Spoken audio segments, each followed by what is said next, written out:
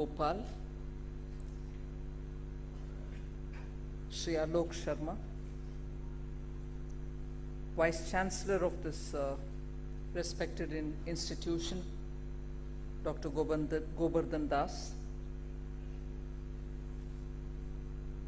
and all the students and graduates who have received your degrees today. Congratulations, and if your parents and grandparents have accompanied you to see this program today, good wishes and congratulations to them as well. The 11th graduation ceremony of the Indian Institute of Science Education and Research is a very proud day for this institution. This is probably one of the 7th IISERs that has been established in this country for promoting Indian Institute of Sciences like education environment, for building the culture of learning and growing to be interested in sciences. When we speak of science, India has its contribution. And I was just in passing inquiring with the Vice Chancellor if students are from different parts of the country and which is this one or two part which has greater representation. He told me there are more students, probably disproportionately more students from Kerala and Bengal. No doubt, Kerala, very happy to have you here, and West Bengal. But I'm trying to link to something which is very distinct about this country. You've had scholars moving from different parts of the country, even in ancient times, to spread knowledge, to attract students, to challenge people who would question the knowledge, the depth of their knowledge.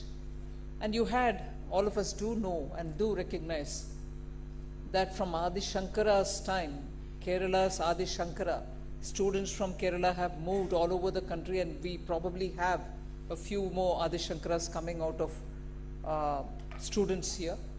For the depth of knowledge, I don't think anything need to be read beyond that. The scholarship, the knowledge, the quest for inquiry are all so typical.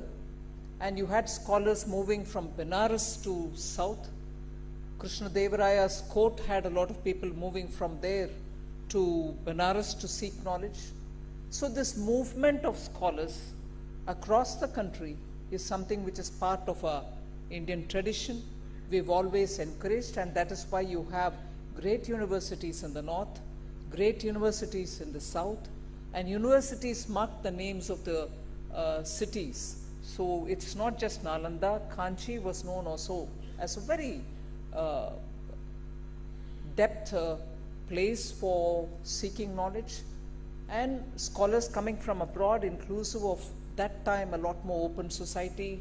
You had Chinese scholars coming to India, learning from different institutions, recording the achievements of Indian scientists and thinkers.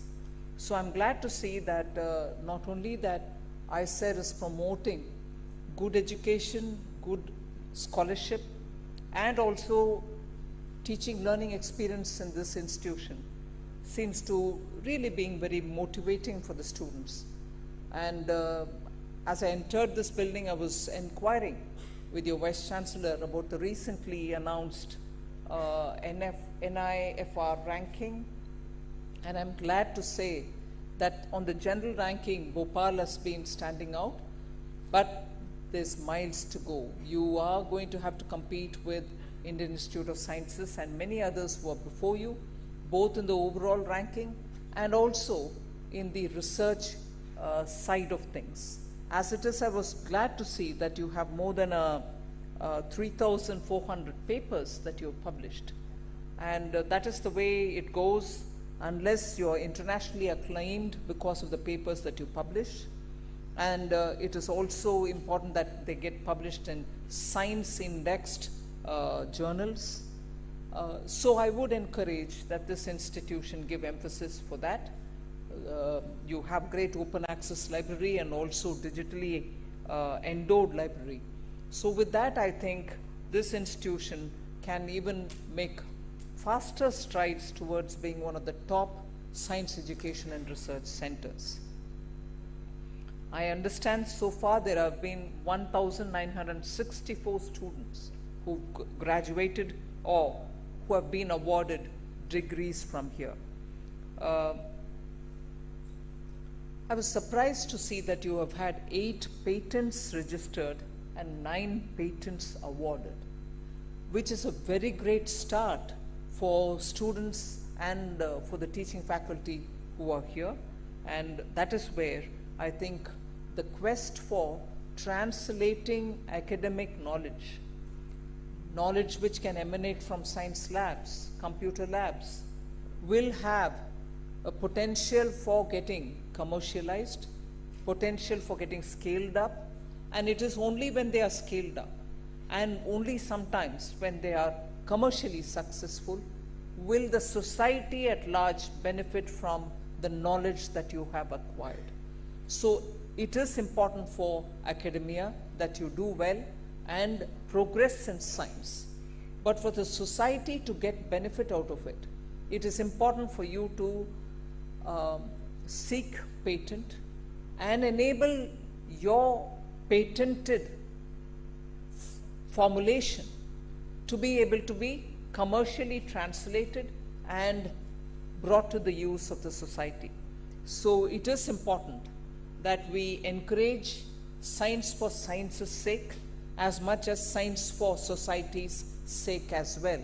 And I'm sure the faculty and the mentors in this university will enable that kind of a culture here.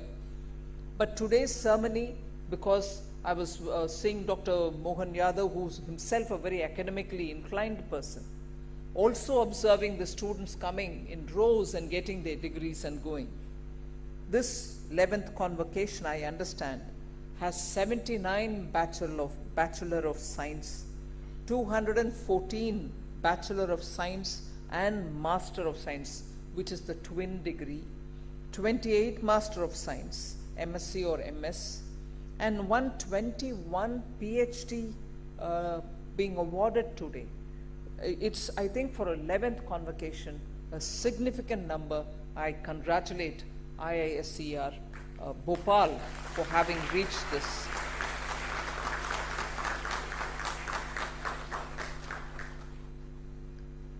New technologies. I understand also you have a set of students who have got their degrees for data sciences as well. Today, particularly the way in which the world looks at India is for the capacities that we have in making data become the new oil, as they say. That is what is going to generate a lot of policy making, a lot of commercial transactions happen, and also a lot of business prospects based on the way in which data is going to be analyzed. Tools are going to be derived for it, for studying data, and also for generating a lot more application-based inventions that you can come up with. Therefore, that one element which I heard for data sciences, as well as the others, because together put, science is not going to be in compartments anymore. I don't think it was ever. But to make it as a point to tell you today, multidisciplinary and looking at one another's overlaps is where science is going to have immediate benefit for the mankind. I don't need to elaborate in a hall full of students who have got their degrees for sciences to say how it is important to have multidisciplinary sciences benefit mankind. But today's need for India is in the advanced chemistry, and that is where India has to show leadership. And I expect IISER Bhopal to be able to recognize the need for advanced chemistry and advanced chemistry related innovations to help India move ahead in storage of energy coming from the renewable sources. A lot of activities going on. Government has invested heavily. We are leaders as much as possible in we are leaders in implementing the commitments given in the various climate-related conferences, particularly the COP21, 27, and subsequently the COPs which were held both in UAE and also in Scotland. India made a lot of commitments moving towards renewable energy. But the challenge in that is, of course, we have put our own money. The world promised a lot of money towards transitioning from fossil fuel to renewable energy. But that money is yet to come. But India didn't wait. The promises given in Paris have all been fulfilled with our own monies. There are times when, being the finance minister, it doesn't give me motivation when I have to answer people about why are our taxes like this? Why can't we even be lower than this? I wish I can bring it down to almost nil. But India's challenges are severe. And the challenges will have to be overcome. I seek very learned crowd before me, graduates, PhD holders, to understand India's challenges. I have taken the example of the renewable energy as one of those sustainable sources for energy for a growing country like India. And fossil fuel we'll have to move out of. But do we know how to transition from it? Except for saying, yes, we'll invest on solar, we'll invest in wind, we'll also have, and I'm grateful that Baba Atomic Research Center has come up with modular plans for setting up smaller nuclear energy centers for production of nuclear energy. So there are so many different activities which are happening in which India is investing heavily. India is moving from fossil fuel to renewable energy on its own strength. If we cannot afford to wait for money which will come from somewhere else, so we need to have to spend to have that strength. But what is going to make it easier? When scientists like you, when people who have obtained great degrees from such institutions like here are able to come up with innovations which can help this country move towards greater reliance on renewable energy. For instance, like a layman, I would like to say here before good learned science graduates, you know, when you produce power from thermal sources, you have ways in which you can generate it 24/7, so you have power even in the night or even the day when there is no sun shining. But when you depend on solar, which is good to move to solar, I'm not saying no about it, but when you move to solar, you generate as much when it is a bright sunny day, but if it is cloudy, probably lesser. But even on a bright sunny day, when you generate enough power from solar energy, it is only up to the time when the sun is up and giving you light. But after that, you are not able to produce naturally, and then you'll have to certainly look if you could have stored that energy which you generated during the bright daylight. We still don't have the capacity for it. We probably still are looking for even better materials for it, rare, and therefore the science graduates appeal to you.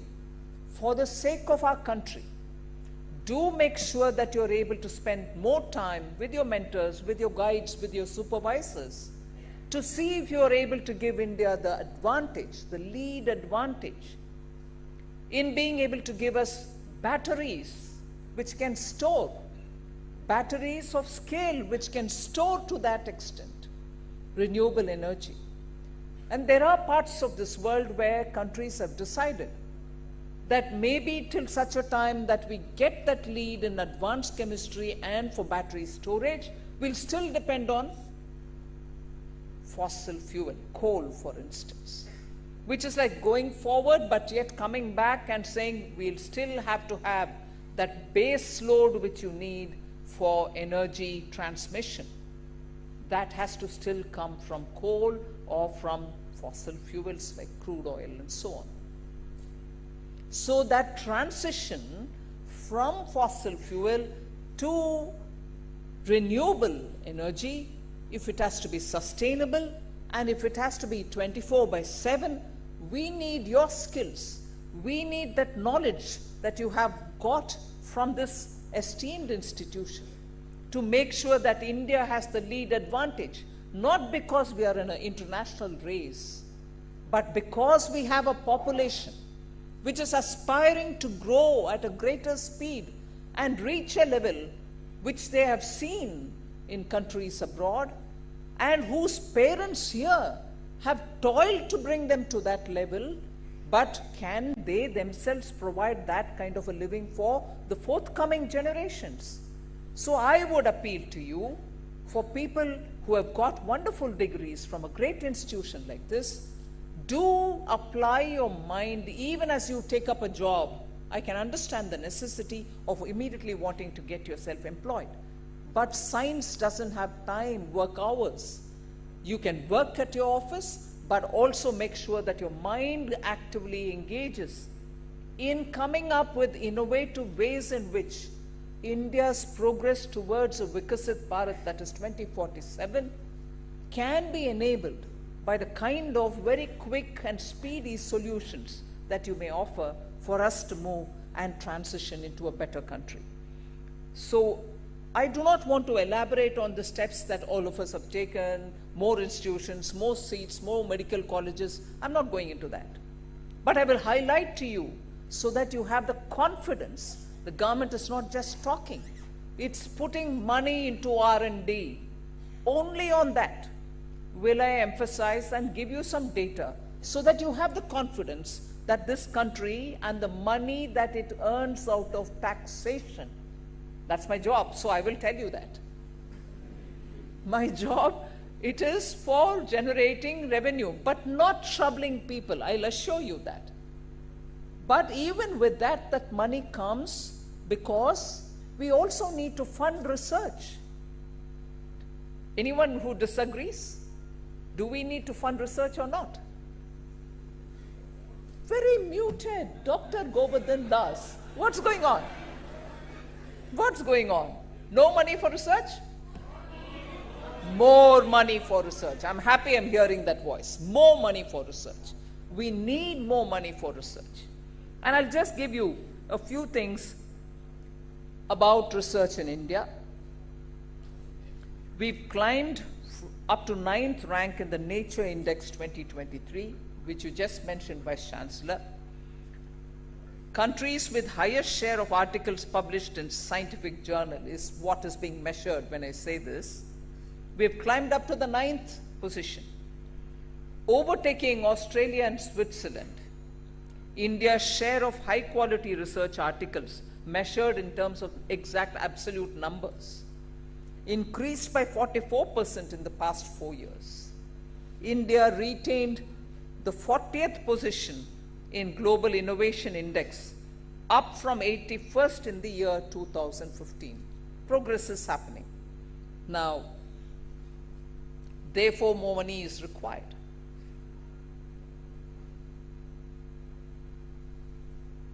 We are taking numerous steps. I'll just list out a few. We recently approved the India AI, Artificial Intelligence Mission, with a budget outlay of 10,300 crores for building computing infrastructure, developing indigenous AI capabilities, attracting AI talent, and financing AI startups.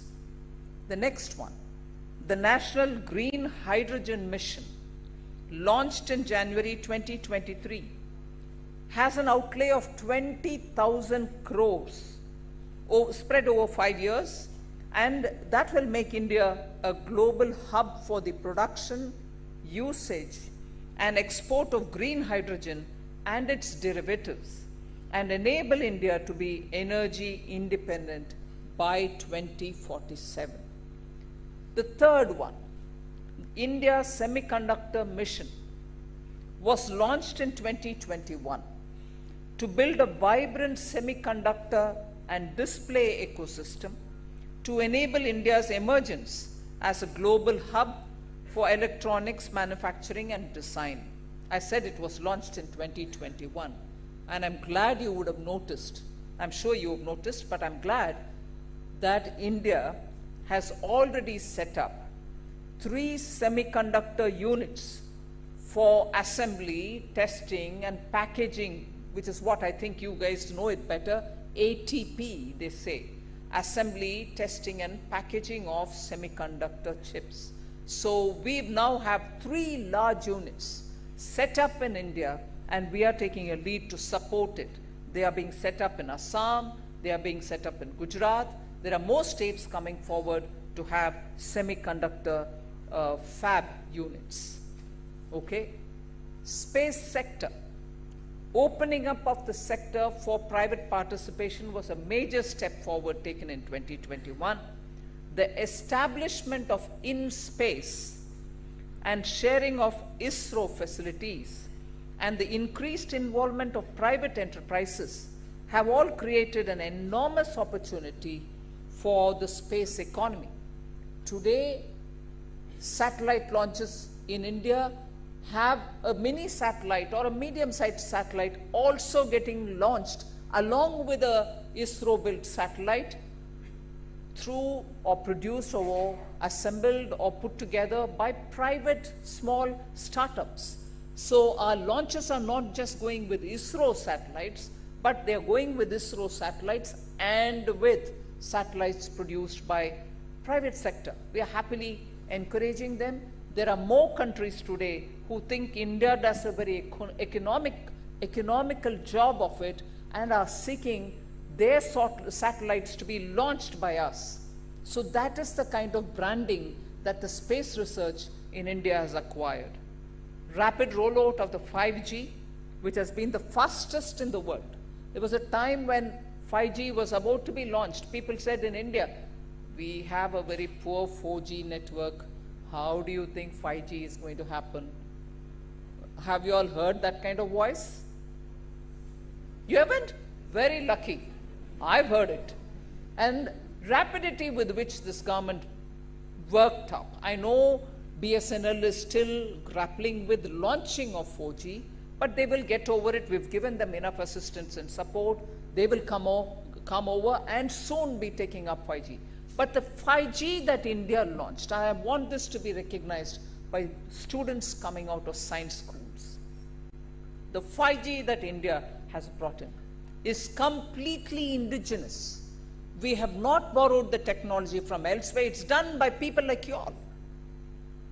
I think it's a big thing for India at a time when everybody was saying we need to have 5G coming, we need at least some parts of it being, technology-wise borrowed from somewhere else. We did not.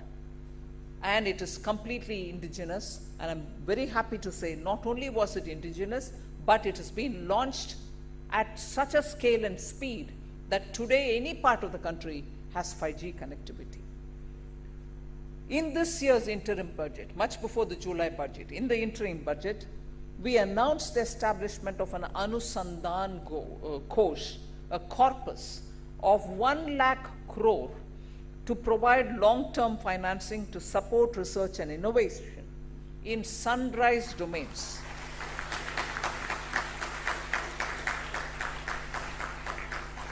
My earlier 10,000 didn't get heard. 20,000 didn't get heard.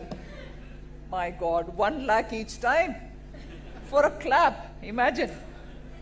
So, Anusandhan Corpus will provide long-term financing to support research and innovation in sunrise domains, which will create new avenues for India's tech-savvy youth like you, who are making India a global hub for innovation. We've also strengthened deep tech technologies, which are going to help the defense sector to become Atmanirbhar. Innovation, research and development, if only you had the time to listen to the budget speech of July 2024. We had 11 pillars through which we said, these are the routes through which we'll support, make legislations, fund, and take forward every step in order that we reach 2047 as developed country. And in the 11, one of them is innovation, research and development as one of our priorities. So if we had 9 priorities, this is one of it. So the government has not forgotten its responsibility.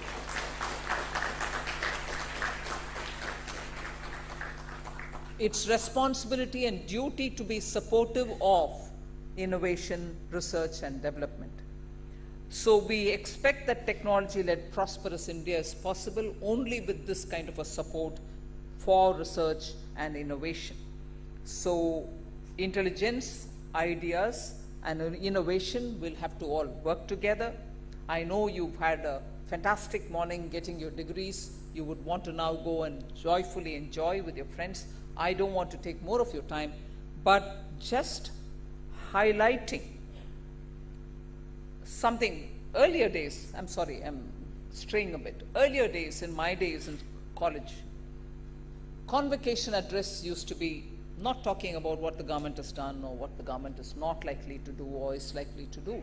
It used to be more like a very worthy, noteworthy elderly citizen would be called, and he would tell some good words for us to keep in our mind, remember all through our lives.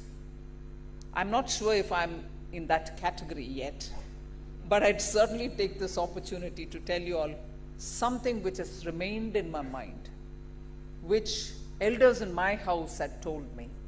Because in India we have this culture of reading books, of course. Reading books which your teachers give is one thing, reading books of your choice is another, reading books which your friends read is one another, and reading also some things which others tell you is a very important thing. But there are also times when people tell you things which remain in your mind.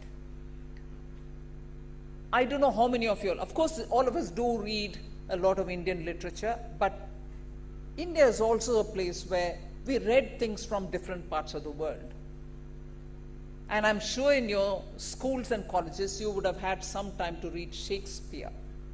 Has any one of you all read Shakespeare? Anything at all from Shakespeare? Not the entire play? Some bits? All right.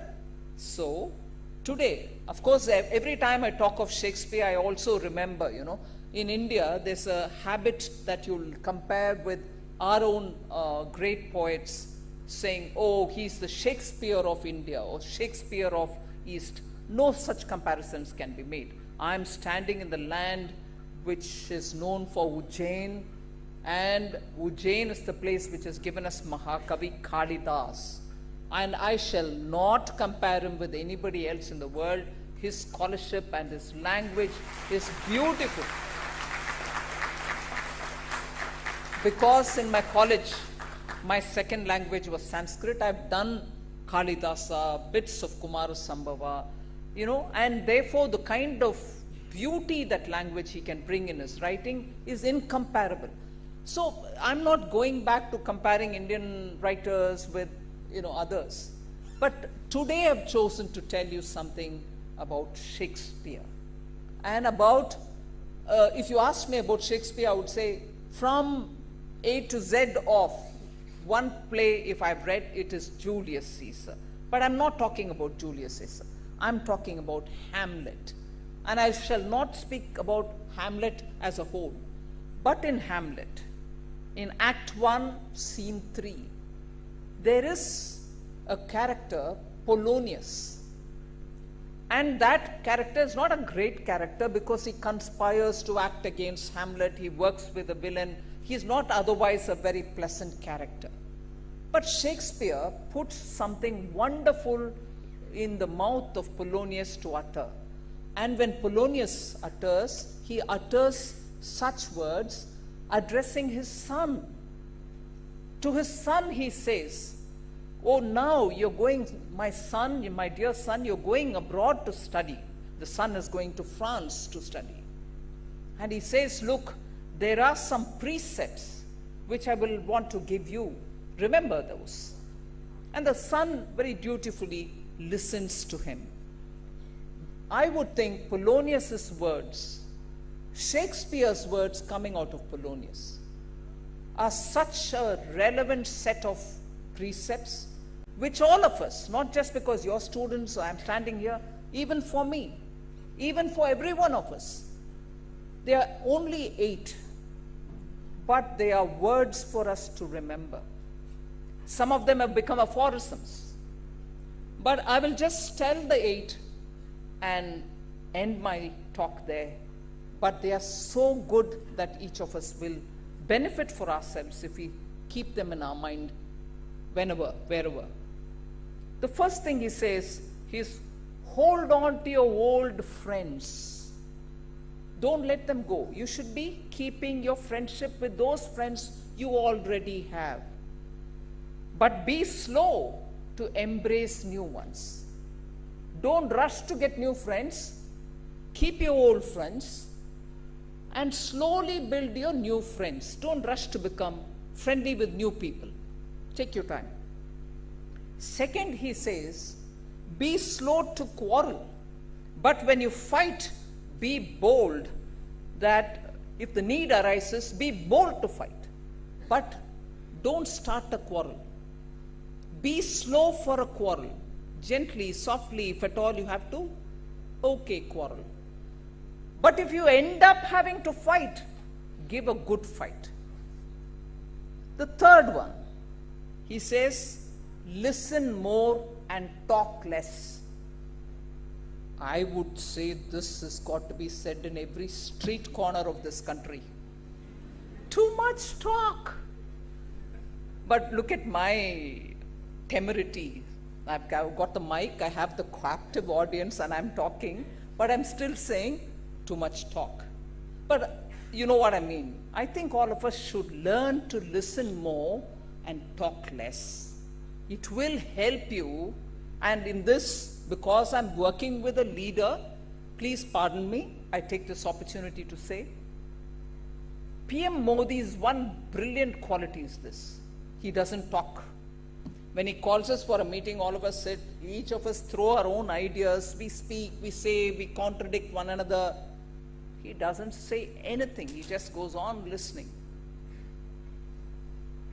And that's what gives the leader the strength of so many inputs coming. And he takes a call finally. But that patience to listen to people, not interrupt them, not put your ideas across much before you hear others speaking. In our traditional systems, in Mahabharata for instance, there is a practice which the Panchapandavas followed. The eldest, Dharmaputra, would never say his view first. When there was a need for the brothers to discuss, he would ask the youngest first, and the next one then, and then the slightly older, and so on. The eldest fellow would give his opinion only later, and possibly the last, if at all he has to. So the confidence with which a younger one is made to speak before an elder is only to tell him, don't worry, whatever be your idea, I will hear it with open mind. Otherwise, the young person will always say, okay, the senior baat bata diya, main bolne mein se gade jaise niklunga, isliye I won't open up. No. So there are factors with which virtues are built, and this virtue, that you listen more, talk less, is of great value. That's what Polonius tells his son. So I've done 3.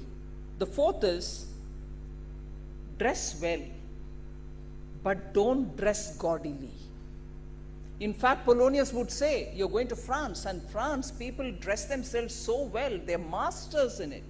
But you dress yourself well, but don't be gaudy. And I think that is something which we all should remember. There is a place to wear certain type of clothes. You don't go dressed up as though you're going for a wedding, even for a normal ceremony. So things like that. Remember that you are expected to dress, but do dress, don't go shabbily. Fifth is very important, I would think. You refrain from borrowing, neither should you lend.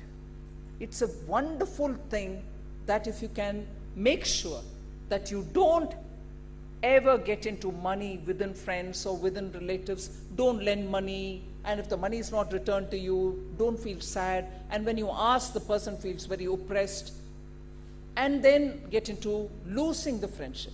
So neither a lender nor a borrower be, is what he would say.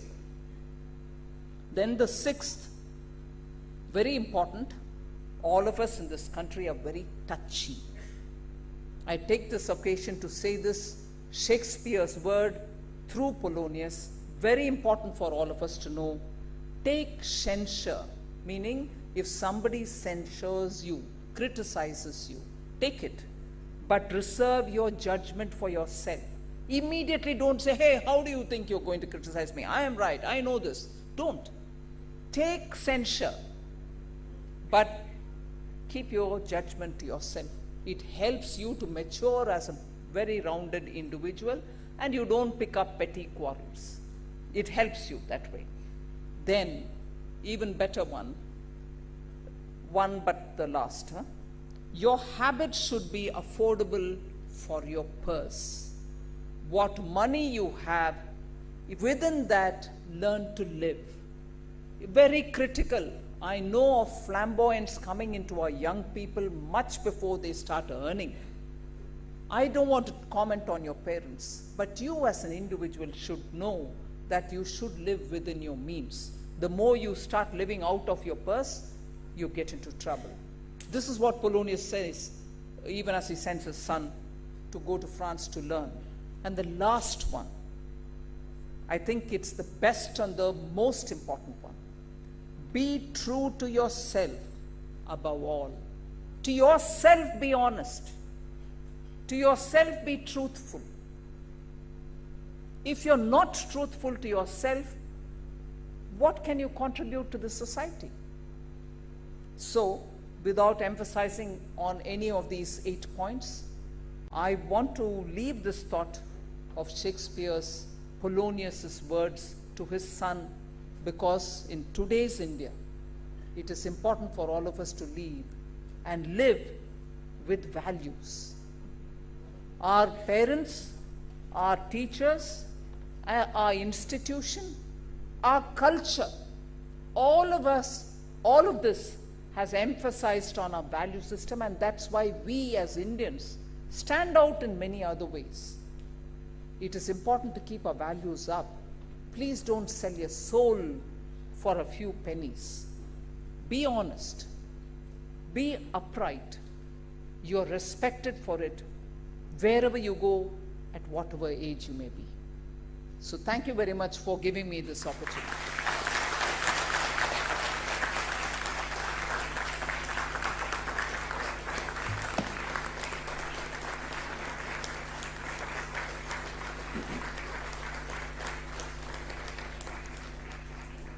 Madam, we thank you for such an inspiring address to our graduating batch and to all of us. I request you all to rise for the national anthem and remain standing until the ceremony is declared closed and the procession leaves the hall.